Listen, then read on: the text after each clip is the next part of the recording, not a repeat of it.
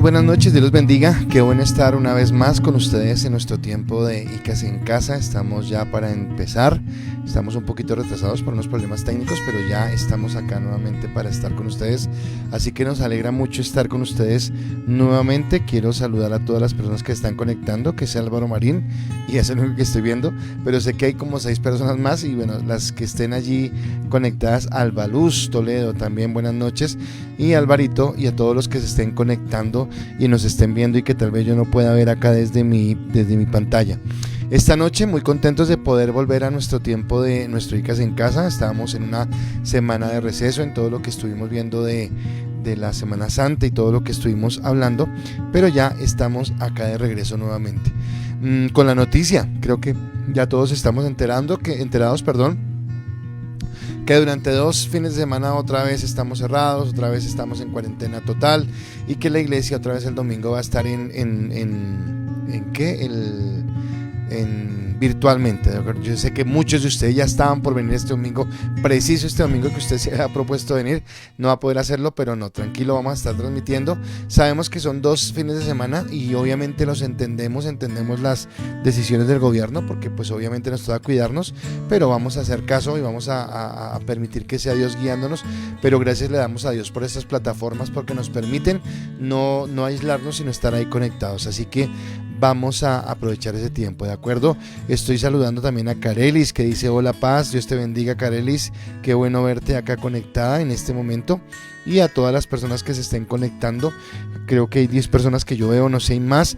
Entonces muy buenas noches para todos y empezar este tiempo, ¿de acuerdo? Y quiero iniciar con una pregunta. No voy a empezar con el título ni nada, porque obviamente venimos de mucho tiempo sin hablar, entonces quiero hacer solamente un recorderis rápido antes de iniciar, pero quiero iniciar con una pregunta, y la pregunta es: ¿cuál es la máxima evidencia de conversión en tu vida? O sea, si alguien te preguntara, bueno, ¿y usted qué cambió en su vida? ¿Por qué Cristo es el Señor de su vida? ¿Cuál es la máxima evidencia? Tú dices, uy, mi genio, cambió mi carácter, mi vida, estaba en un problema muy fuerte y Dios hizo algo diferente. Yo tengo mi propio testimonio y es como la seguridad de vida que Dios me ha dado, y ese es el mío. Pero quisiera que usted empezara a contestar cuál es esa máxima evidencia de conversión que Dios ha hecho en su vida, y a través de ella vamos a empezar a hablar, ¿de acuerdo? Entonces quiero que ustedes estén contestando esta pregunta, y quiero que ustedes hoy estén muy a la disposición, ¿de acuerdo? Alguien más está saludando, doña Satu, buenas noches mi Satu, Dios te bendiga, espero que estés con Javier, espero que estés con Zaira, con don Samuel, un saludo muy especial, y que podamos disfrutar. Bueno, entonces estamos regresando, ya les dije, del periodo de vacaciones, en el que en la última semana hicimos una gran prédica, que fue todo lo que referente a la última semana de Jesús, y fue un tema muy especial, y espero que cada uno de ustedes lo haya recibido, lo haya podido digerir, y haya sido un tiempo muy especial. Y hoy regresamos a nuestro estudio de Romanos, y ya estamos entrando en nuestra recta final. Creo que en esta semana, de aquí al jueves, terminamos el capítulo 10, y ya solamente nos van a quedar 6 capítulos por estudiar, 6 capítulos que para mí son apasionantes y que seguramente van a ser bien especiales. Y hoy quiero que estemos con todo lo que Dios nos quiere enseñar a lo largo de esta noche. Y teniendo en cuenta ese receso, yo quiero hacer un pequeño resumen de este capítulo 10, de lo que vimos, y este capítulo 10 lo iniciamos hace 15 días, entonces en el martes de ICAS en casa, y lo mirábamos con el texto de Romanos capítulo 10, versículo 1 al 4, que se los quiero compartir. Romanos 10 del 1 al 4, que dice: hermanos, ciertamente el anhelo de mi corazón y mi oración a Dios por Israel es para salvación, porque yo les doy testimonio de que tienen celo de Dios, pero no conforme a ciencia, porque ignorando la justicia de Dios y procurando establecer la suya propia, no se han sujetado a la justicia de Dios, porque el fin de la ley es Cristo, para justicia de todo aquel que cree. Y entonces en esa enseñanza, el título que le damos a esa enseñanza en ese momento era ¿cuándo? Y lo titulábamos en el cuándo, y decíamos que venían 3 aspectos del cuándo, y yo quería hablar de cuándo Crees que estás en lo correcto sin estarlo, y era la actitud que tenían los judíos, la actitud de no necesitamos a Cristo, conocemos la ley, podemos hacerlo. Y qué triste era saber que ellos pensaban que estaban en lo correcto, pensaban que estaban haciendo las cosas bien, pero no tenían esa capacidad de poderlo hacer de la manera. El segundo cuando era cuando la obstinación superaba la sabiduría, y entonces los judíos para nada fueron sabios, los judíos para nada fueron entendidos, sino que prefirieron más su propia capacidad humana. Y tristemente es lo que nos pasa a veces a nosotros. Pensamos que nuestras buenas acciones o nuestras buenas intenciones van a convencer a Dios de algo bueno, y no permitimos que sea Él el que nos lleve a caminar de una manera diferente. Entonces, en ese sentido, también es cuando la obstinación es superior a la sabiduría. Y lo último, cuando que Él vino para que creyendo en Jesús pudiéramos tener salvación, era cuando lo imposible se hace posible, y era acerca de esa salvación tan grande que hoy usted y que yo podemos disfrutar y vivir en el Señor. Continuamos el miércoles, que era ya el último de esta semana, porque recuerde que en esta semana fue cuando tuvimos nuestro congreso de hombres, así que el jueves ya no tuvimos chicas en casa. Entonces continuamos hablando de los versículos 5 al 10 y compartíamos el texto que decía lo siguiente: porque de la justicia que es por la ley, Moisés escribe así: el hombre que haga estas cosas vivirá por ellas. Pero la justicia que es por la fe dice así: no digas en tu corazón, ¿quién subirá al cielo? Esto es para traer abajo a Cristo. ¿O quién descenderá al abismo? Esto es para hacer subir a Cristo de entre los muertos. Mas, ¿qué dice? Cerca de ti está la palabra, en tu boca y en tu corazón. Esta es la palabra de fe que predicamos, que si confesares con tu boca que Jesús es el Señor, y creyeres en tu corazón que Dios le levantó de los muertos, serás salvo. Porque con el corazón se cree para justicia, pero con la boca se confiesa para salvación. Y en ese último tema que tratábamos ese día, el título que le damos a esa enseñanza en ese momento era: Cristo, mi Señor y mi Salvador.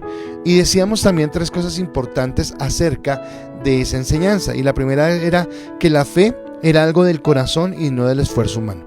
O sea, la fe es algo que viene de aquí, de adentro, que yo decido creer en la palabra de Jesús, y entiendo que no es mi esfuerzo humano el que logra lo que es imposible por mi esfuerzo humano.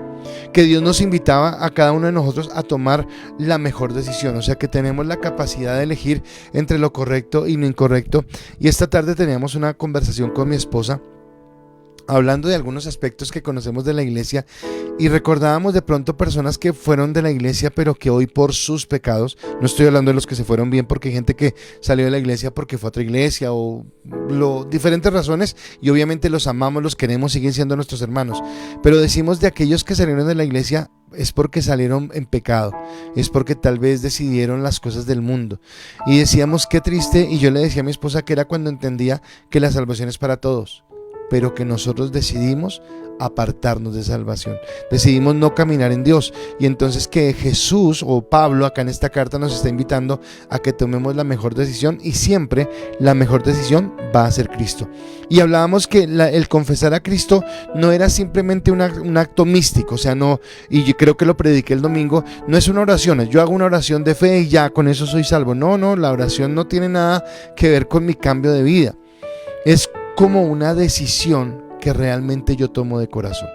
Cuando decido que Cristo es el centro de mi vida, y cuando lo coloco a Él en primer lugar para que mi vida se pueda guiar por Él y en la bendición que Él tiene. Y entonces en esa frase que decía ese texto de que será salvo, entonces yo recuerdo la palabra de sozo. Creo que los que han estudiado en los 12 pasos fue una de las primeras lecciones que se recibieron, y que ese sozo, ese ser salvado, implicaba algo completo, era ser sanado, ser restablecido, ser completo. Y es entender que nosotros en nuestro ser, espíritu, alma y cuerpo, en Cristo, no solamente recibimos una bendición en X o Y área, sino que somos restaurados en nuestro cuerpo, en nuestra mente, en nuestras emociones y en nuestro espíritu, que Cristo es el total para nosotros. Y eso era lo que habíamos visto. Obviamente es un resumen de 5 minutos de 2 charlas de 1 hora cada una. Pero hoy vamos a continuar con el estudio, y hoy la enseñanza tiene como título, y ahora sí el título para hoy es para mí, es para ti es para todos. El título de la enseñanza en esta noche es para mí, es para ti, es para todos. Y entonces a partir de esto yo quiero que usted pueda recibir esta palabra. Y entonces continuamos con el texto para poder entrar en materia. Y el texto de Romanos capítulo 10, el versículo 11 al 13, que es del que vamos a hablar esta noche, dice: pues la escritura dice, todo aquel que en él creyere no será avergonzado, porque no hay diferencia entre judío y griego, pues el mismo que es Señor de todos es rico para con todos los que le invocan, porque todo aquel que invocar el nombre del Señor será salvo. Por eso el título, es para mí, es para ti, es para todos. Y quisiera entonces iniciar mi desarrollo en esta noche, pero antes voy a leer sus respuestas, las respuestas que hay acá. Entonces saludamos también a Yanira, doña Arelis Medina, buenas noches, Dios te bendiga. Chatu, ya te saludé también. Yanira dice: no vivo ya añorando el pasado y vivo en un presente que lo disfruto al máximo. Ok, es la evidencia que ella tiene de la salvación. Janet Pineda, Janecita, muy buenas noches, Dios te bendiga. Misatu dice: restauró mi vida, mi pensamiento, hogar, pensamientos, mi situación tanto emocional y económica, mi salud, él es mi Padre, es mi todo. Bueno, yo quiero decirles algo acá, y es que tuve en la Semana Santa un tiempo de compartir con Satu, y obviamente ver a Satu es ver la bendición de Dios, así que te bendigo, Satu, y gracias le doy a Dios por todo lo que Él ha hecho en ti, en tu esposo, en tus hijas, en tu nieto y en todo lo que hay a tu lado. Doña Belkis Macías, buenas noches. Amparito Toledo nos manda un corazón, Dios te bendiga. Y Álvaro Marín nos dice: creo que cambió mi forma de pensar, de actuar, de arreglar las diferentes situaciones. Ahora lo dejo todo a Dios, Él tiene el control. Antes era difícil de creerlo, ahora lo vivo. Amén, gloria a Dios, y me alegra mucho tu respuesta.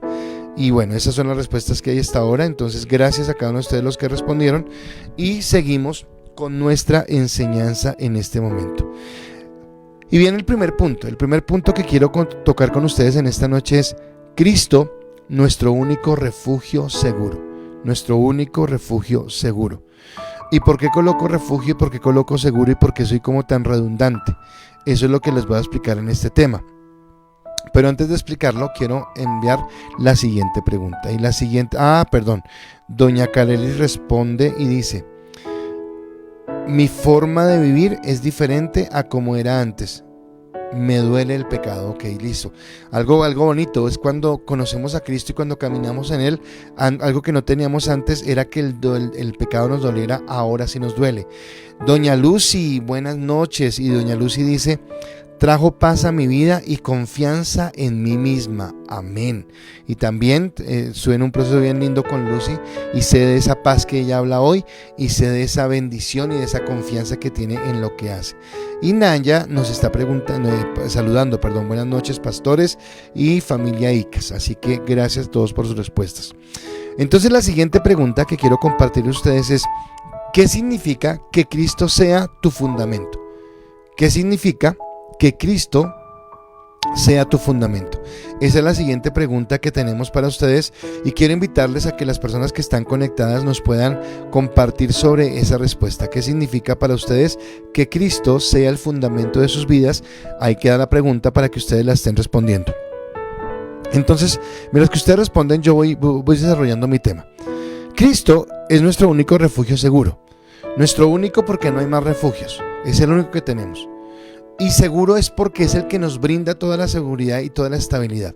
Y resulta que cuando Pablo está diciendo en su carta que la escritura dice: todo aquel que en él creyere no será avergonzado, cuando él dice la escritura dice, es porque él está tomando un texto del Antiguo Testamento y lo está trayendo a la referencia de lo que está hablando.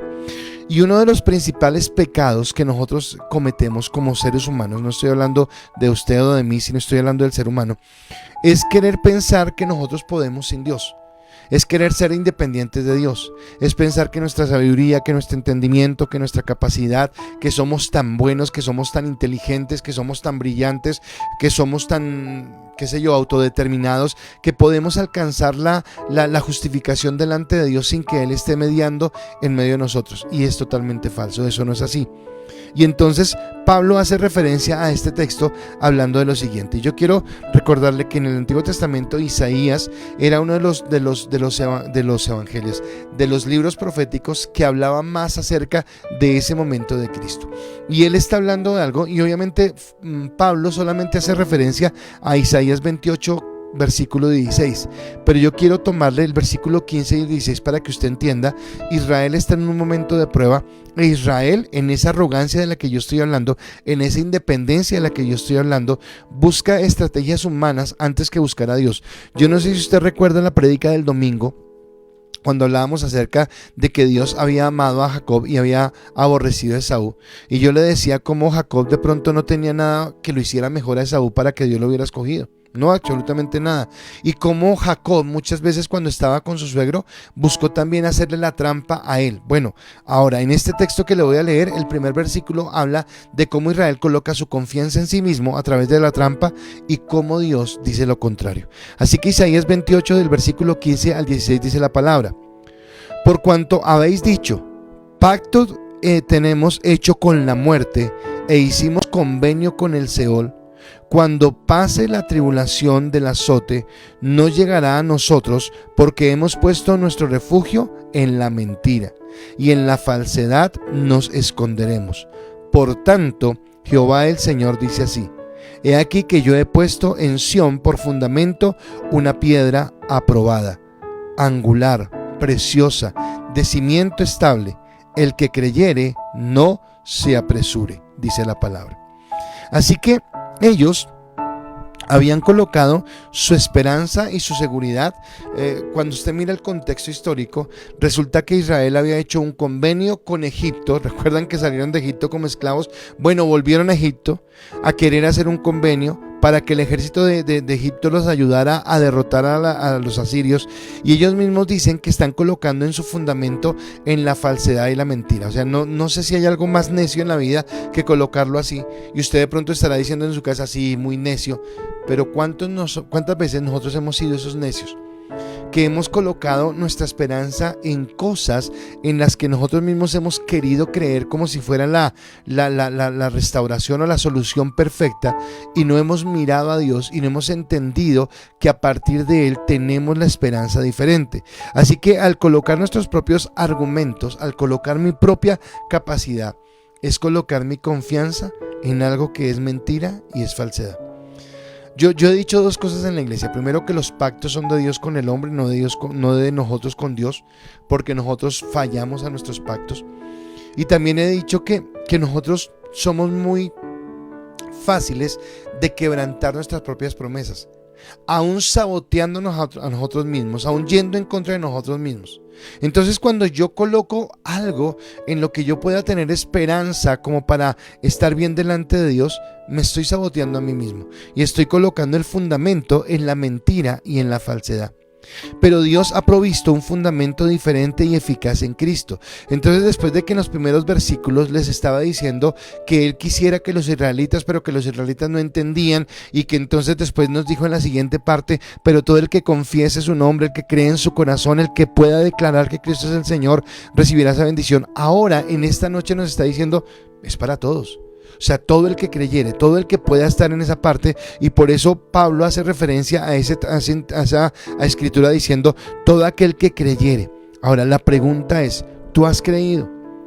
Porque si tú has creído, entonces tiene que ver con la pregunta que le dice: ¿has entendido que Cristo es el fundamento de tu vida?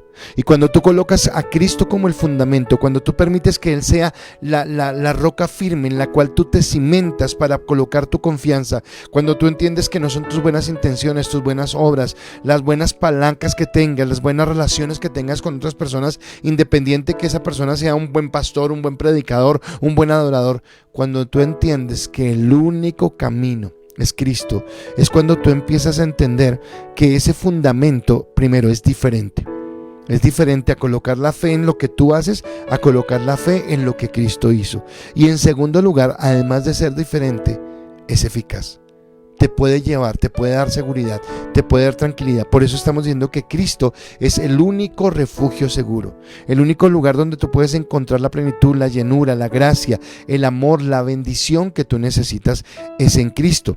La gracia a la que tú y yo accedemos por fe, en la que solamente necesitamos un día decirle: ok, Dios, entiendo que estoy por un camino equivocado, entiendo que he cometido muchos errores, entiendo que no he tomado las decisiones más sabias, entiendo que no he contado contigo para vivir, pero hoy reconozco mi pecado, reconozco mi mal proceder, reconozco las situaciones equivocadas que he hecho y quiero tomar el derrotero de lo que tú me das. En ese momento que empiezo por la fe, entiendo también que ha sido el plan de Dios desde el principio. Que desde que cuando en Efesios dice que Dios me escogió a mí desde antes de la fundación del mundo, entiendo que es porque Él tenía un propósito claro en mi vida. Y cuando, por ejemplo, Satu decía de cómo Dios había restaurado su vida económica y había restaurado su vida en su salud y había sido su padre, ahora es su todo, o cuando Lucy respondía y decía que Él había traído paz y seguridad en sí misma, resulta que yo podría traducir la respuesta de Saturia a la respuesta de Lucy en encontrar en Cristo ese refugio seguro. Ese refugio en el que en medio de las adversidades que puedan tener, en medio de los momentos difíciles que puedan tener, saben y sabemos, porque yo me incluyo con ellas y seguramente con muchos de los que están viendo en esta noche la transmisión y lo entienden así, que en Él podemos encontrar la seguridad y la certeza de que Él nos lleva a la bendición de lo que Él tiene, que Él nos permite caminar en su amor, caminar en su gracia, caminar en su bendición, y que Cristo es ese fundamento. Así que la gracia a la que se accede por la fe siempre ha sido ese plan de Dios, y que nadie, ni siquiera nosotros los gentiles, por más pecados que hayamos cometido, por más alejados que hubiéramos estado de Dios, por más cosas incoherentes que hubiéramos podido hacer en nuestra vida pasada, hemos sido excluidos de ese plan, sino que Dios nos incluyó, que Dios te tenía a ti, me tenía a mí en su mente y en su corazón desde el principio.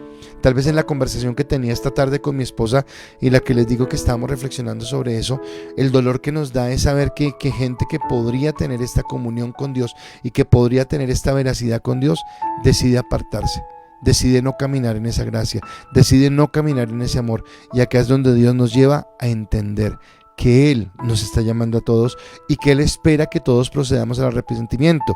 Seguramente usted ha leído muchas veces este texto, pero segunda de Pedro capítulo 3 versículo 9 dice la palabra: el Señor no retarda su promesa, según algunos la tienen por tardanza, sino que es paciente para con nosotros, no queriendo que ninguno perezca, sino que todos procedan al arrepentimiento. Eso es lo que nos está diciendo la palabra y eso es lo que nos está enseñando Cristo. Así que qué bueno entender esa parte y entender que Dios nos está bendiciendo. Vamos a mirar si ustedes respondieron la siguiente pregunta, y entonces acá voy con las respuestas. Y entonces aquí dice Margarita Torres: buenas noches, Dios te bendiga, Margarita. Aida, buenas noches. Aida dice que mi estilo de vida está basado o construido en su modelo, es mi ejemplo a seguir. Ok, gracias. Espérame, sí, ya. Ok, ver que Aida me está respondiendo esa respuesta, la de este momento, y gracias. Olguita, buenas noches. Olguita dice: significa tener una base, un soporte, hace que mi vida tenga una razón de ser y tomarla con sensatez. Ok, perfecto.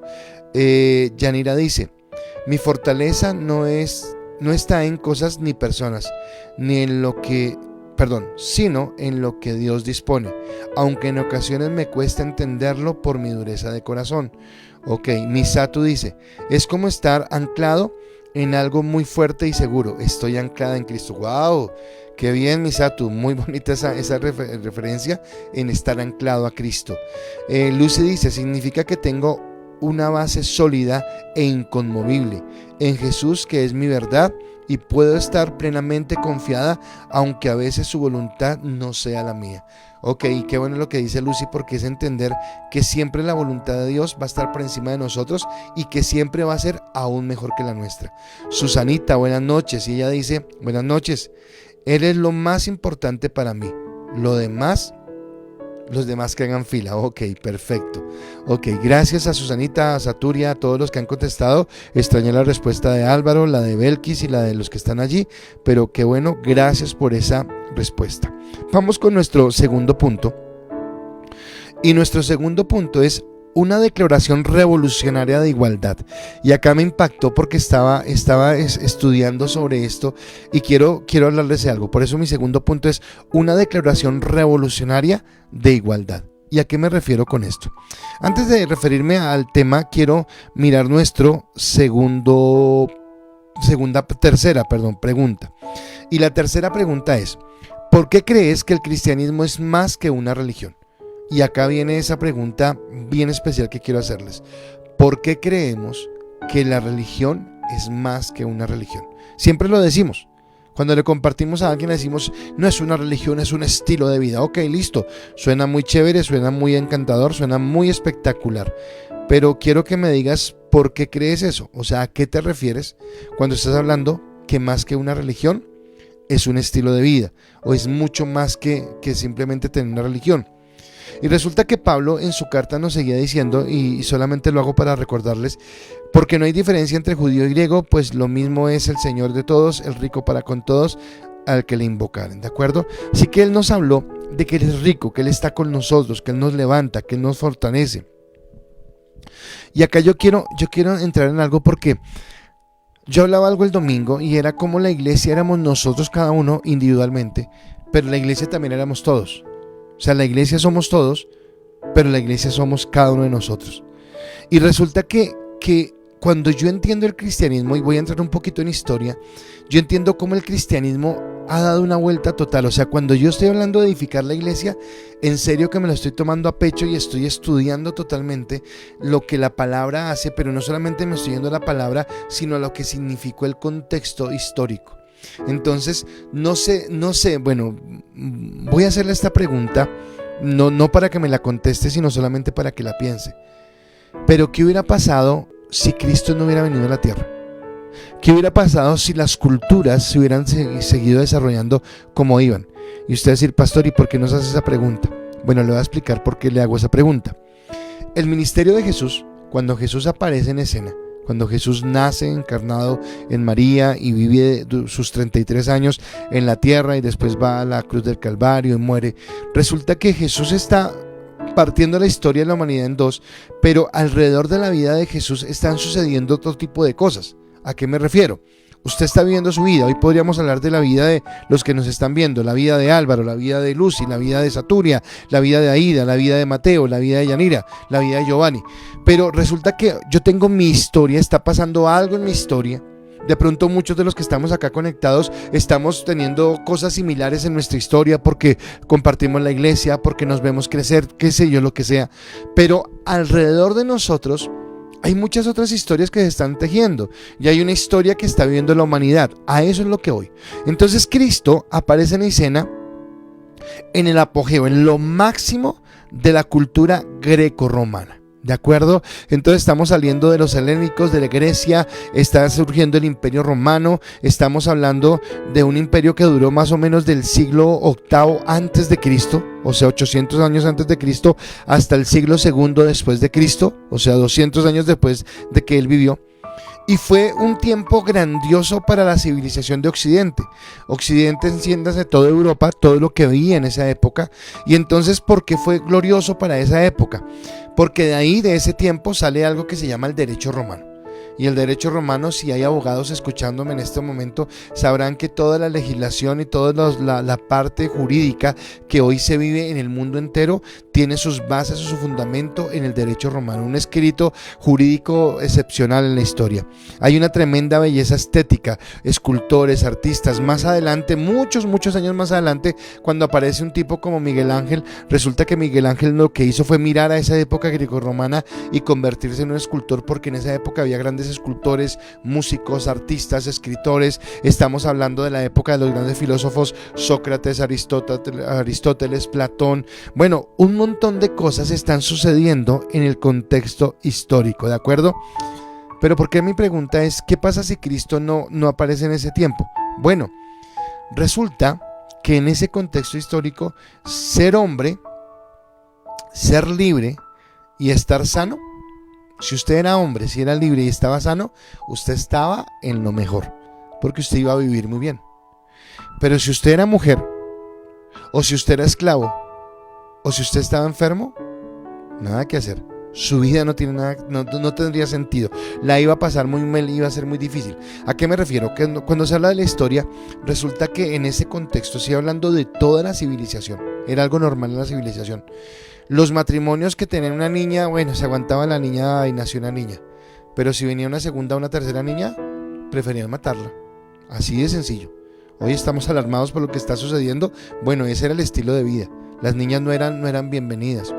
A las niñas, si era normal en ese contexto histórico, las casaban desde los 10, 11 y 12 años. Ya las casaban, ya contraían un matrimonio, y obviamente pues entendemos cuál era el contexto de ese aspecto. Así que ser mujer en esa época era algo difícil, y me gustaría que las mujeres que todavía piensan que la Biblia es machista y que Dios es machista entendieran lo que Pablo nos está diciendo, porque resulta que ser mujer era complicado.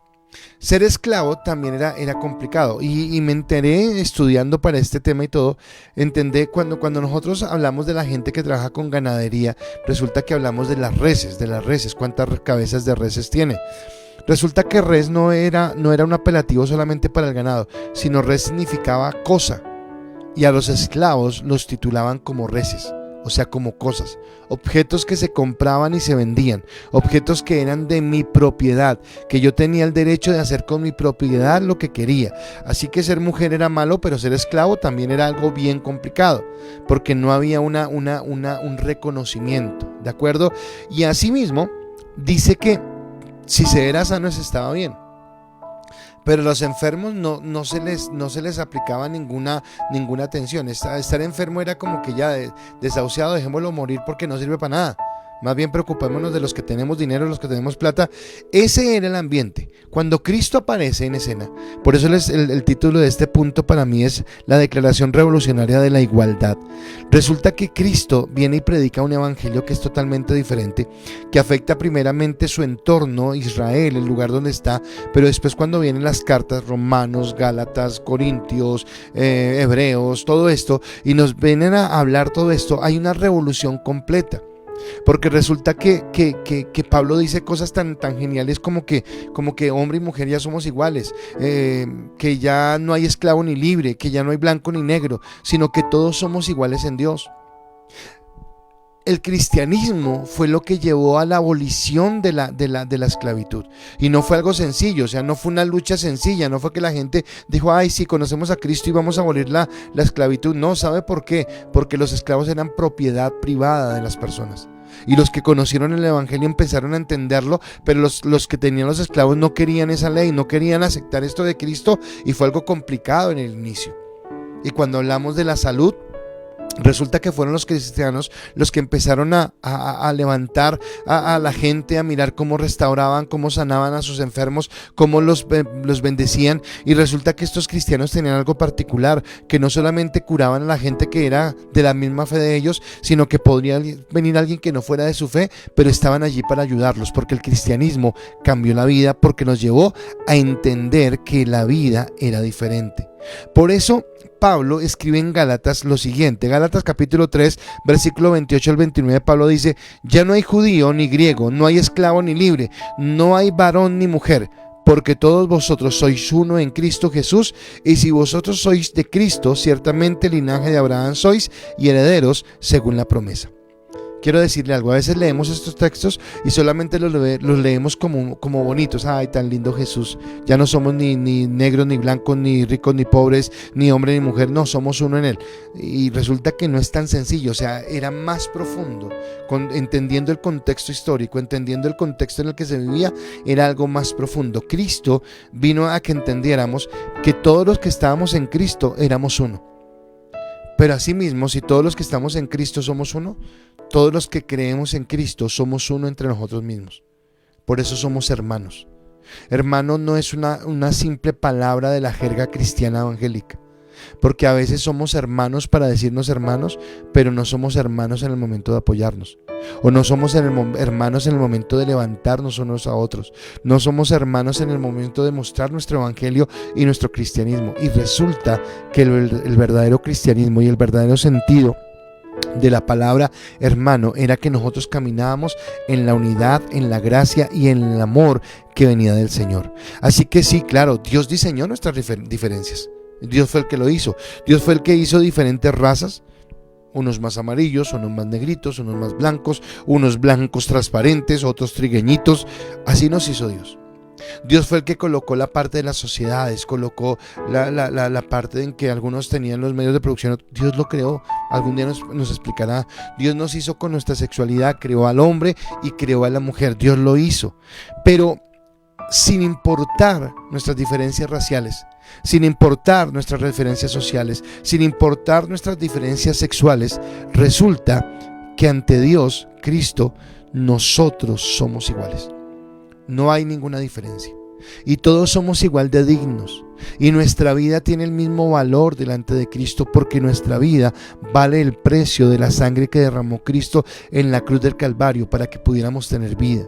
Y entonces el concepto de igualdad, el concepto de entender que había una unidad entre nosotros, no viene del marxismo, ni de Carlos Marx, ni viene viene de la iglesia. Cuando se estudie el calvinismo, cuando estudiemos, yo estoy aspirando a eso, un seminario bíblico en la iglesia.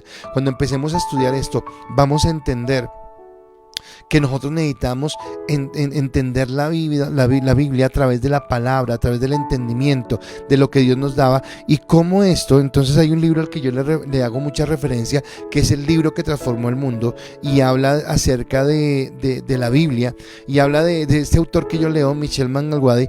Habla de cómo Europa, cuando vino la reforma protestante, se dividió en dos: Europa del sur y Europa del norte. Todos los del sur se quedaron con su tradición católica. Es que me emociona en esto y se me da mucho tiempo, así que no voy a hablar más de eso.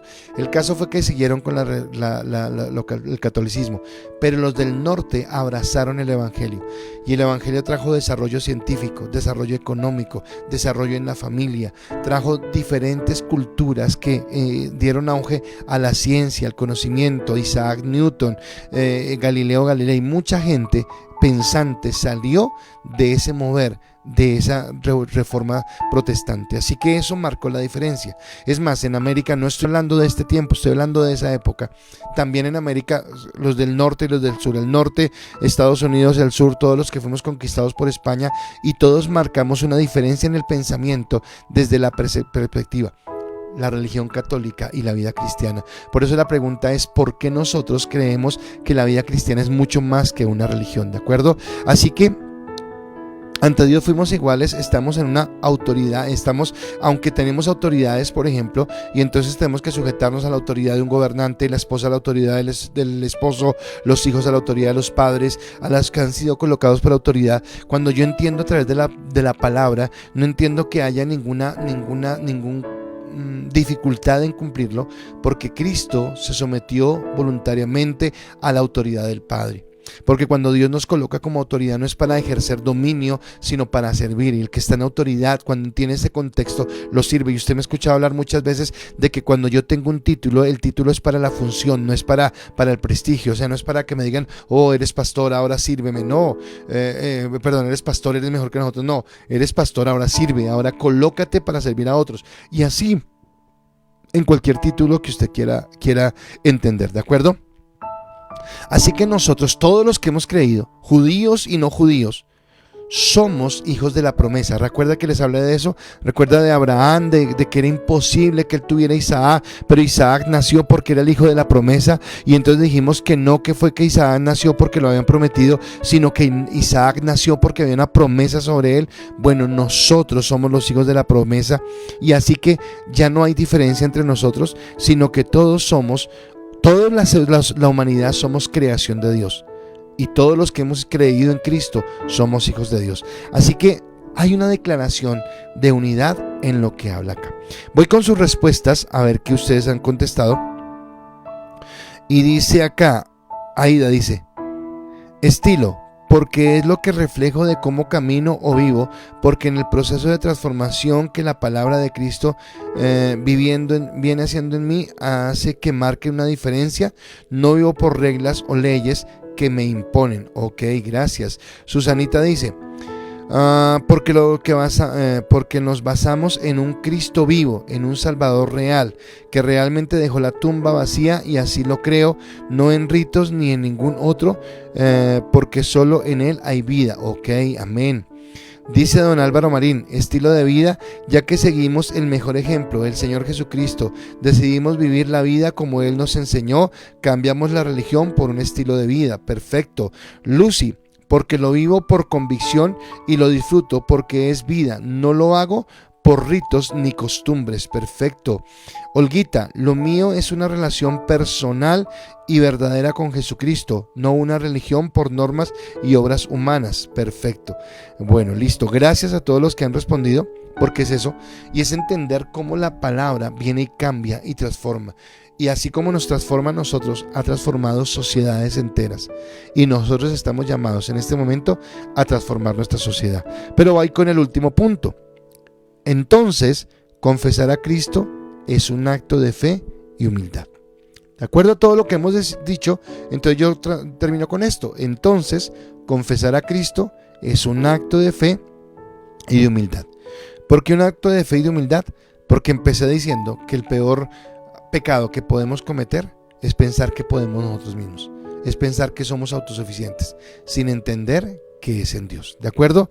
Entonces voy a colocar mi última pregunta para que usted pueda contestar a Estefanía Rincón. Buenas noches, Estefanía. Ella responde y dice: buenas noches, para mí la religión hace parte de nuestra vida como acciones específicas como ir a la iglesia, mientras que decidir seguir a Cristo es una nueva vida que gira siempre en torno al Padre y no solo por algunos momentos o días. Perfecto, gracias, Estefanía. Y no leí la de Saturia, dice: la religión no cambia, Cristo sí. Perfecto, Satu, gracias. Mi siguiente pregunta, para que estén muy atentos, es: escúchame la pregunta y por favor sé honesto. ¿Qué tan difícil te es sujetarte a su autoridad? No le estoy preguntando qué tan difícil te es sujetarte a las autoridades, no. Estoy hablando de la autoridad de Cristo. ¿Qué tan difícil te es sujetarte a su autoridad? Y la autoridad, estoy hablando, la autoridad de Cristo. Esa es mi última pregunta. ¿Qué tan difícil te es sujetarte a su autoridad? ¿Por qué lo hago?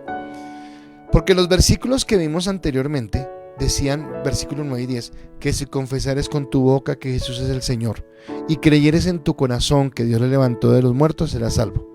Porque con el corazón se cree para justicia, pero con la boca se cree para salvación. ¿De acuerdo? Eso fue lo que vimos.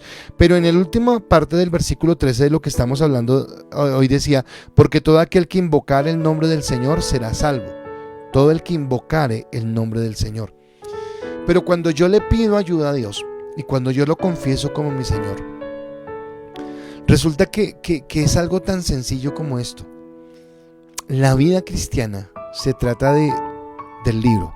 Bueno, había algo que yo no les quise decir ahora, pero se los voy a decir ahora, en este momento. Y espero que usted lo entienda. Cuando Europa se dividió en dos, los del sur los católicos, los del norte los protestantes, resulta que uno podía ser analfabeta para ser católico. ¿De qué está hablando, pastor? Ya se lo explico. Usted no necesitaba leer nada ni saber nada, sino solamente necesitaba, como decían acá algunos de ustedes en sus respuestas, tener ritos. El rito de la Virgen, el rito de la misa, el rito de tal cosa, el rito de hacer sacrificios humanos, bueno, todo lo que hacía, y usted simplemente escuchaba lo que le decían y como un borreguito iba allí. ¿De acuerdo? Así que cualquiera podía ser católico.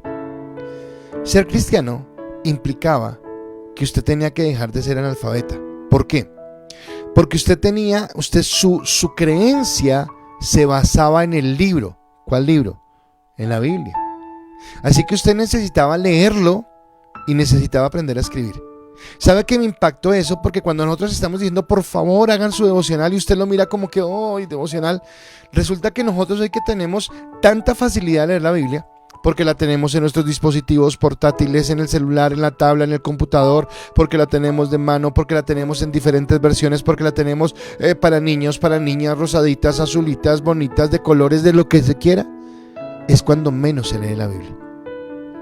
Pero resulta que miras que en la religión católica, o sea, en Europa del Sur, el porcentaje de alfabetismo era del 10%. Resulta que en el norte, los que fueron protestantes, el porcentaje de alfabetismo en los hombres era del 80% y en las mujeres era del 70%. Y cuando usted mira, esto es denso, es largo, es que a mí me apasiona este tema, pero no tengo el tiempo. Mira el desarrollo cultural a través de esto, el desarrollo científico, el desarrollo social. Fue mejor en los países que tenían la Biblia como el fundamento a los que no lo tenían. Entonces dejemos a Europa, vengámonos para América. Y entonces vuelvo y digo, no estoy hablando de hoy, siglo XXI, año 2021, no estoy hablando de los inicios, cuando los puritanos llegaron a Estados Unidos y colocaron el fundamento en el libro. Y nosotros fuimos ahí evangelizados por los católicos y llevados a la Virgen y todo el cuento. Usted mira el desarrollo social, usted mira el desarrollo cultural. Nosotros somos una sociedad que nos cuesta leer, que nos cuesta, ¿pero por qué? Porque no nos enseñaron, porque no era importante. Y resulta que el libro era lo que cambiaba la vida, el ir a la palabra, el sumergirse en ella. Por eso entonces, si tú dices que sí te sujetas a la autoridad de Cristo, entonces la siguiente pregunta sería, ¿y conoces qué es lo que te pide? ¿Has leído la palabra? Cuando estuvimos en el Congreso de Mujeres, y con el respeto de la mayoría de mujeres que me están escuchando hoy, yo hacía una reflexión personal sobre ese, y hubo varias preguntas. Y hubo una pregunta en la que muchas de ustedes dijeron, no, está mal porque no sé qué, porque Dios nos pide. Fueron fuertes en decir no. Hablamos del vestido decorosamente y todo, pero cuando hablamos de la sujeción ya dijeron, bueno, pero depende porque tal cosa. Y yo decía, eso es un doble rasero. La Biblia es una sola y yo la acepto toda o no acepto nada, pero es la Biblia, es la palabra de Dios. Y acá entonces viene la pregunta, ¿qué tan difícil te es sujetarte a la palabra? ¿Qué tan difícil te es sujetarte a Jesús, a Cristo? No te estoy diciendo al presidente, al pastor, a tu esposo, al policía, no, te estoy diciendo qué tan difícil o qué tan fácil te es sujetarte a Cristo, porque yo me sujeto a Cristo cuando entiendo lo que me pide, porque yo he leído la palabra y porque entiendo lo que la palabra dice. Cuando Pablo dice esto, está citando al profeta Joel, que habla de esto en cuanto a confesar a Cristo, y en Joel capítulo 2 versículo 32 dice lo siguiente: y todo aquel que invocare el nombre de Jehová será salvo, porque en el monte de Sión, en Jerusalén, habrá salvación, como ha dicho Jehová, y entre el remanente el cual él habrá llamado. Así que habla acerca de la salvación que tenemos en Cristo, habla acerca de la esperanza que tenemos en Cristo. Dice todo aquel que invocare. Y todo aquel que invocare es todo aquel, no tiene que ser judío, no tiene que ser hombre, no tiene que ser mujer, no tiene que ser rico, no tiene que ser pobre, no tiene que ser blanco, no tiene que ser negro, no tiene que ser amarillo. No, todo aquel que invocare el nombre. Pero cuando yo invoco el nombre de Cristo, cuando yo le digo, ok, Cristo, ven a mi vida y transforma mi vida, es porque yo estoy dispuesto a que Él me tome de la mano como un papá toma a su hijo y lo lleve y lo guíe por el camino correcto. Eso es lo que nos habla la palabra. Así que Pablo nos está hablando de algo diferente. Es para todos, es para mí, es para ti, es para todos. Pero para mí, para ti, para todos los que estén dispuestos a sujetarse a su autoridad, a sujetarse a lo que Él quiere. Entonces la salvación es ese soso del que hablamos, que trae bendición a nivel individual, pero que tiene que traer bendición a nivel social. Lo que le digo, en la época de cuando la iglesia primitiva empieza a crecer, obviamente ellos por todos lados están predicando el evangelio, pero cuando había hambrunas y había hambre en la tierra, cuando había enfermedades y la gente se empezaba a enfermar, resulta que los que ayudaban eran los cristianos, pero no solamente a los cristianos, solamente cristianos, no, a todo el mundo. Y la gente se admiraba, pero ¿cómo? ¿De verdad todos? Sí, a todos, el que quiera venir. Yo no sé si usted sabía esto, pero el fundador de la Cruz Roja fue un cristiano.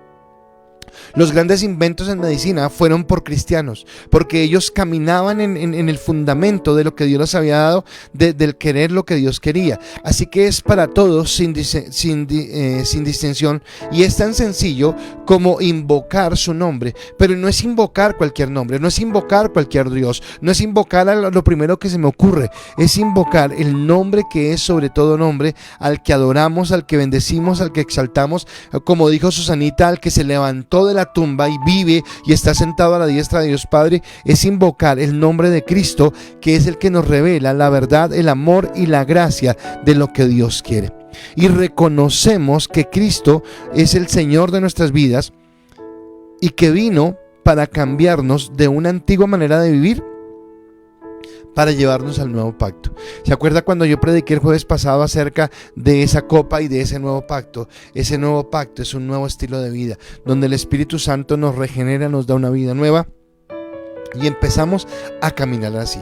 Así que Cristo es mucho más que un personaje histórico, es mucho más que un maestro de moral, es mucho más que un ser amoroso y de luz. Cristo es Dios. Y siendo Dios, se hizo hombre para que yo, para que tú y para que todos aquellos que confesemos su nombre encontremos esa salvación que transforma vidas. Y la salvación no solamente es haber asegurado nuestro lugar en el cielo, nuestro lugar en el reino eterno de Dios, sino que nuestra mente y nuestro corazón cambia, que la sociedad cambia. Por eso somos la sal de la tierra, por eso somos la luz del mundo, porque nosotros debemos brillar, porque tenemos que tener esa capacidad de transformar. Pero no transformamos si no nos sujetamos primero a Cristo. No transformamos si no somos los primeros. Así que antes de ir a transformar el mundo, cuando hablo de edificar la iglesia, antes de ir a transformar el mundo y transformar todo lo que hay afuera, deberíamos entender que empieza por transformarnos nosotros como iglesia, al interior de la iglesia. ¿Qué prioridad ocupa Cristo en nuestra vida? ¿Quién es Él en nuestra vida para caminar? ¿De acuerdo? Voy a leer sus respuestas para ya ir finalizando. Y entonces acá Satu dice, es un proceso día a día, entendí que si me resisto el sufrimiento es más grande, pero si me sujeto todo es más fácil. Y estoy totalmente de acuerdo contigo, Satu, es así como tú dices, ay, pero qué difícil es, lo digo por mí, qué difícil es sujetarnos a Cristo. Arvido Ortegón dice, quizá es un paso de obediencia y por amor seguimos a Cristo, lo difícil es llevar la vida cristiana. ¿Sabes qué, Arvi? Es como lo he dicho esta noche, es una decisión. O sea, yo no puedo hoy sí y mañana no. Hoy amanecí con ánimo y mañana no. Es una decisión que yo tomo. Y que yo tomo no de honrar o de servir a un hombre, a una religión, a una iglesia, sino de servir a Cristo. Y cuando yo, como decía Satu, entiendo que ya no es más rebeldía porque me va a traer sufrimiento, sino cuando me sujeto, es cuando Dios obra. Por eso estamos hablando de edificar la iglesia, porque el proceso que Dios hace primeramente nos va a doler a nosotros. ¿Por qué nos va a doler? Porque éramos malcriados, porque teníamos una vida de pecado, porque caminábamos sin Cristo, porque hacíamos lo que nos parecía, pero ahora nos sujetamos a Él. Y esa es la importancia de realmente entenderlo como el Señor de nuestra vida. Álvaro dice, bastante, tanto sujetarme como depender de Él, pero con toda mi terquedad, Él no se cansa de estar a mi lado y eso me motiva a seguir caminando por el camino que Él me muestra. Ok, Alvarito, y entonces es seguir, claro, no somos ya producto terminado, ni tú, ni yo, ni ninguno somos producto terminado, pero lo que Dios está mirando es que si tenemos el corazón para caminar en Él. Dice Susana, opté por repetirme a mí misma que su voluntad es buena, agradable y perfecta. Y en esto debo vivir. Ok. Y cuando Susana no entiende, quiero interpretar su respuesta es como diciendo, no es fácil. Hay cosas que no vamos a entender, pero esas cosas en las que de pronto tú no entiendes, Susana, y muchos no entendemos, creo que es donde Dios nos está procesando. Creo que es donde Dios nos está llevando a entender qué es lo que realmente Él quiere para nosotros, ¿de acuerdo? Olguita dice, aún me cuesta sujetarme a mi Padre amado, a veces quiero ayudarlo o quiero torcerle el brazo, por eso cada día me pregunto, ¿qué vio Él en mí? Ok, lo mismo pregunto yo, pero vuelvo a lo mismo y me encantan sus respuestas. Ay, pero si ustedes que me están respondiendo hoy, si yo que estoy haciendo las preguntas, pudiéramos empezar a caminar en el paso a paso. ¿Saben? La obediencia va tan sencillo como de lo pequeño. O sea, a veces nosotros queremos hacer grandes. Dios, ¿qué me pides? ¿Qué quieres que haga? Mi vida daré por ti. Decimos cosas que ni siquiera estamos dispuestos a cumplir, porque son palabras al viento. No estamos dispuestos a dar nuestra vida como si lo hizo Él. Pero ¿qué pasaría si tú empezaras por decir, ok, voy a llegar domingo a la iglesia, voy a ir todos los domingos y voy a llegar temprano? Y voy a estar desde el primer momento y voy a estar con reverencia. Y si van a estar de pie adorando al Señor, voy a adorarlo. Y si voy a estar pendiente de la palabra, voy a estar pendiente de la palabra. Voy a empezar a leer mañana mi Biblia, y así sea solamente un versículo diario, pero voy a empezar por algo, voy a empezar a leerlo y voy a pedirle a Dios que me explique, que me haga entender. Si yo empezara por esas cosas sencillas, seguramente empezaría a obedecer a Dios. Dice Estefanía, me he dado cuenta que me ha sido más difícil sujetarme de lo que pensé en mis momentos de estabilidad, y estoy aprendiendo a orar diferente, pidiendo más sabiduría para enfrentar mis batallas y no tanto para que las cosas salgan como yo quiero.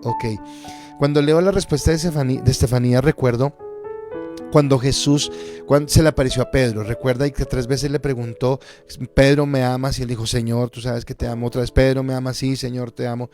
Pero en la última, Pedro se sintió triste y le dijo: Señor, tú lo sabes todo, tú conoces mi corazón. Y yo quisiera que fuera nuestra oración hoy: Señor, tú sabes que queremos, pero que nos cuesta. Tú sabes que queremos, pero que no es fácil, pero ayúdanos. Dice Lucy acá: quisiera decir que es fácil en todo, pero en algunas cosas no lo es. Me toca estar cogidita del Espíritu Santo para que Él me guíe, entendiendo que Dios siempre sabe qué es lo mejor para mí. Amén. Así es. Esa es la forma, esa es la respuesta, y es lo que Dios quiere para nosotros.